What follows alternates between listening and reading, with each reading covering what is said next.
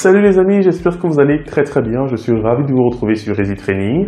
Et aujourd'hui, nous allons parler de comment réussir son examen Kubernetes, que ce soit CKA, CKAD, CKS. Je vais vous prodiguer aujourd'hui les conseils pratiques lorsque vous vous êtes déjà inscrit pour passer la certification. Parce que j'avais déjà fait une vidéo pour vous expliquer quel est le processus pour pouvoir vous préparer à la certification. Maintenant, lorsque vous êtes déjà prêt en effet à composer, vous devez absolument suivre les conseils que je vais vous donner ici afin de composer sereinement.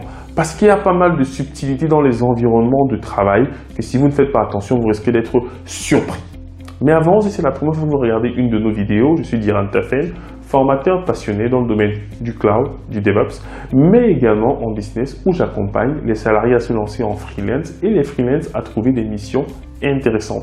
Donc si l'un de ces trois sujets t'intéresse, n'hésite pas à t'abonner à notre chaîne YouTube et également à activer la cloche de notification pour être informé de l'apparition de toutes nos vidéos chaque semaine et bien évidemment à nous suivre sur LinkedIn où on publie chaque semaine des formations gratuites avec présence du coup d'un formateur lors de ces séances de formation-là. Bien, ceci étant dit, nous allons maintenant débuter les conseils que j'ai à vous prodiguer.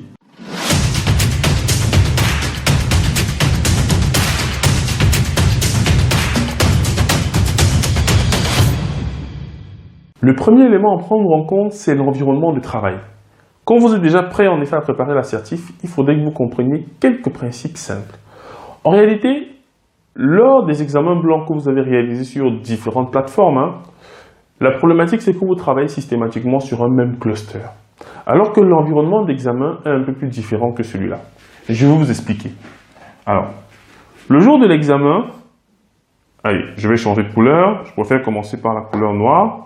Et on verra si on termine avec le vert. Donc, le jour de l'examen, vous êtes là, tac, tac, tac. Voilà, vous êtes assis là. Allez, on va supposer que c'est une chaise. Très bien. Vous devez être en effet dans un environnement assez dégagé, les amis. Assez dégagé, parce que vous avez quelqu'un qui va vous surveiller. Donc, vous devez avoir votre webcam pour vous surveiller. Bien. Donc, vous allez travailler sur une plateforme. Et je pense bien que ça va être de l'AWS. Et la Cloud Native Computing Foundation, donc la CNCF, va provisionner différents clusters.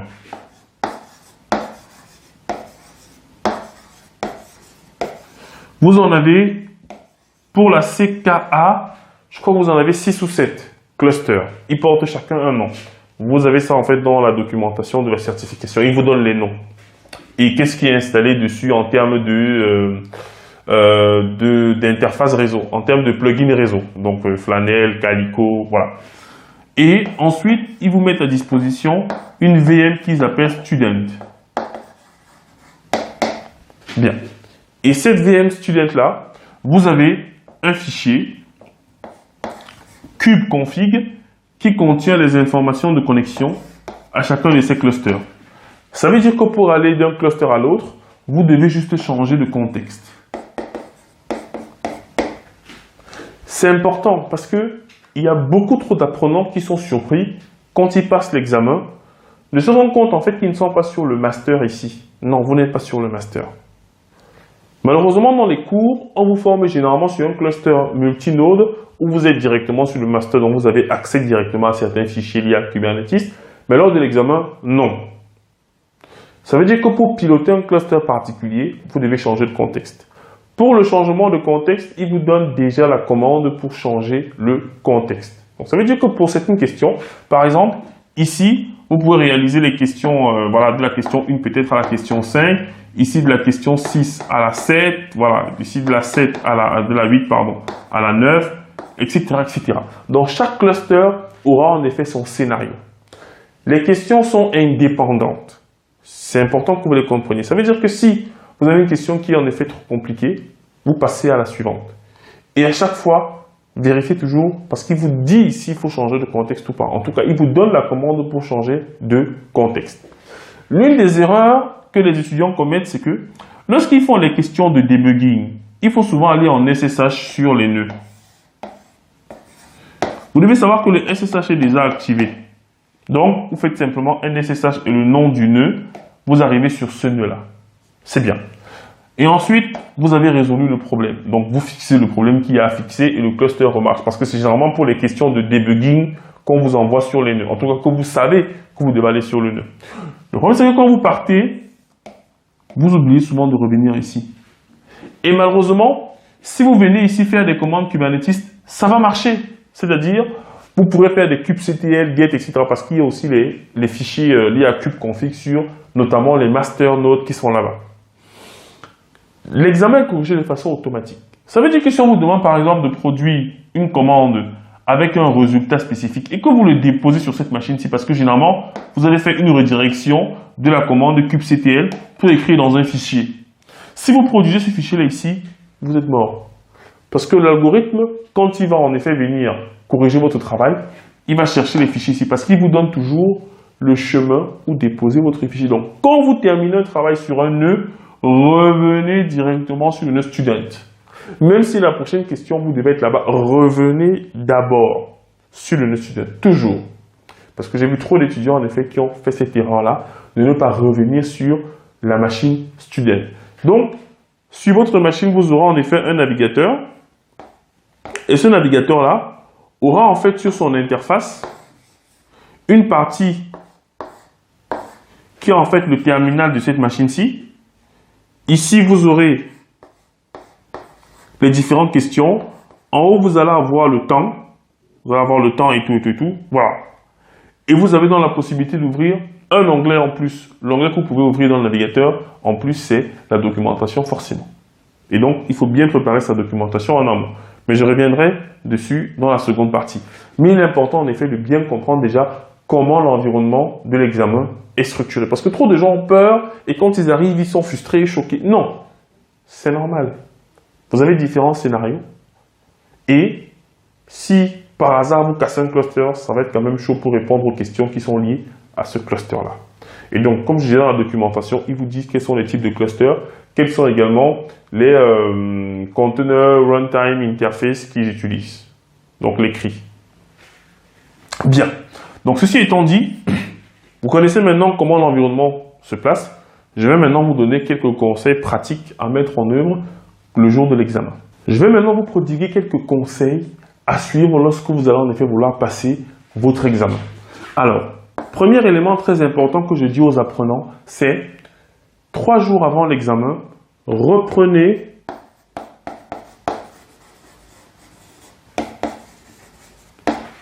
tous les labs. Tous les labs, plus examen blanc.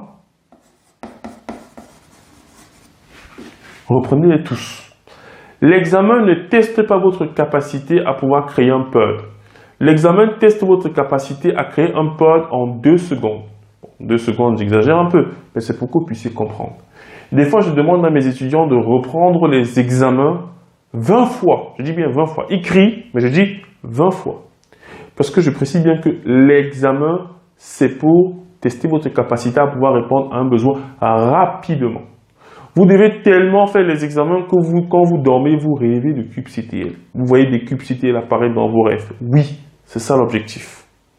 Mais attention, quand vous reprenez ces examens-là, n'utilisez plus vos notes, utilisez la documentation. Donc, apprenez vraiment à travailler la documentation. C'est très important.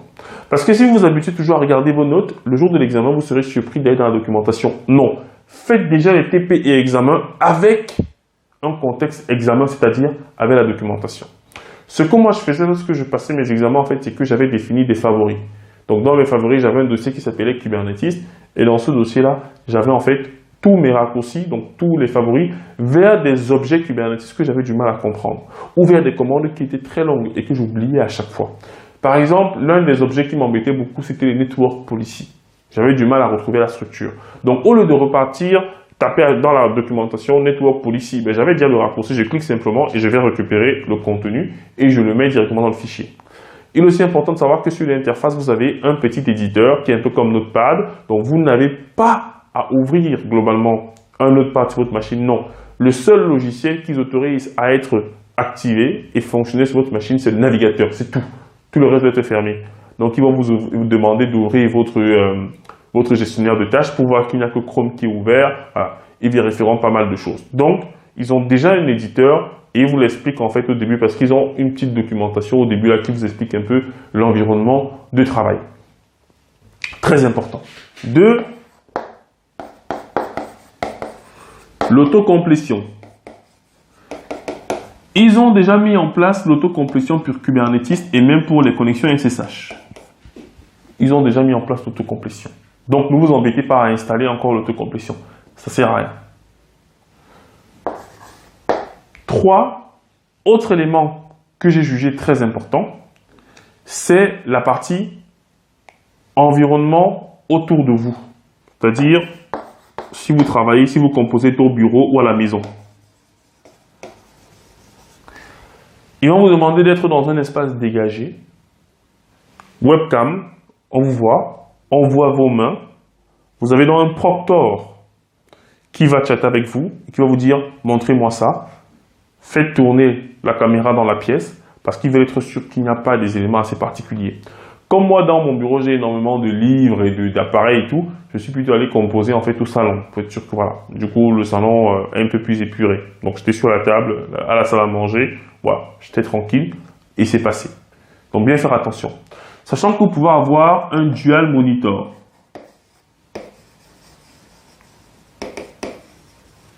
Un dual monitor, donc un deuxième écran. Moi, je ne savais pas et ça m'a tellement dégoûté quand j'ai su que je pouvais l'avoir. Vraiment, j'étais trop déçu. Parce qu'avec un dual monitor, du coup, vous ouvrez en fait la page de la doc, vous mettez sur le deuxième écran et vous avez là la page de l'examen. Du coup, ça permet d'aller beaucoup plus vite, même dans les copier-coller. J'étais trop dégoûté.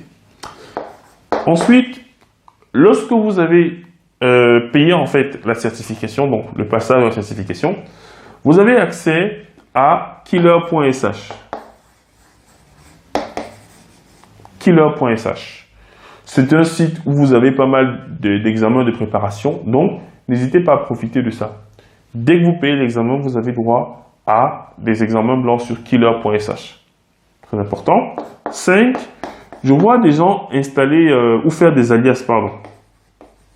Je vois des gens faire des alias. J'ai également constaté sur Internet qu'il y a pas mal de personnes qui conseillent de remplacer kubectl en K. Donc, ils passent le temps, par exemple, à faire un K get pod. Alors, c'est pas forcément mauvais. Mais si vous voulez travailler avec le principe d'alias, je vous conseille plutôt de refaire les examens en faisant déjà l'alias. Parce que ce n'est pas le jour de l'examen que vous allez commencer à utiliser K. Parce que vous allez tomber sur des questions qui vont vous perturber. Et s'il faut que vous vous rappeliez que vous avez mis un alias et que vous résolvez la problématique qui est compliquée, ça va être très difficile. Donc moi, je l'ai su que, en tout cas, j'ai vu sur Internet qu'on conseillait de faire des alias genre 2-3 jours avant l'examen. J'ai dit non, je ne le ferai pas. Et j'ai eu 99% à l'examen de la CKA. Parce que j'avais déjà l'habitude de travailler avec kubectl et j'étais focalisé sur ce que j'avais à faire. Donc, ne changez pas votre façon de travailler 2-3 jours avant. Non. Et si vous changez, refaites les examens avec le nouveau contexte qui est le vôtre. C'est très important. Et bien sûr, 5e conseil, les amis, vous avez un free retake. Donc, ne stressez pas. Ne stressez pas. Free retake. Vous avez le droit de refaire l'examen. Donc, allez-y paisiblement, posément. Vous changez de contexte, vous travaillez, vous revenez, vous travaillez. Donc, vraiment, soyez peace and love. Parce que vous avez le droit de rater l'examen et de le refaire si nécessaire. C'est vraiment important que vous notiez ces 6 points-ci. Parce que c'est des questions qui reviennent énormément de mes étudiants qui passent la certification assez constamment. Et si vous souhaitez en effet débuter sur Kubernetes, nous avons des formations sur EasyTraining. Nous réalisons également des bootcamps DevOps à une fréquence de chaque 2 mois, une formation qui dure sur 3 mois pour ceux qui veulent se lancer dans le DevOps. Donc n'hésitez pas à nous rejoindre si nécessaire. Si cette vidéo vous a semblé en effet utile, n'hésitez pas à nous laisser un like, à partager à votre réseau. Peut-être que vous avez des collègues qui souhaitent passer la certification Kubernetes, donc n'hésitez pas à leur partager cette vidéo aussi et à nous laisser vos commentaires, et surtout pour ceux qui vont passer la certification grâce en effet à ces quelques conseils qui auront pu apporter peut-être 5% de votre réussite, mais n'hésitez pas à nous laisser un message pour nous dire que vous avez passé votre certification. Sur ce les amis, je vous souhaite une très bonne journée et je vous dis à très bientôt sur EasyTraining. C'était Diran Tafel, votre formateur passionné.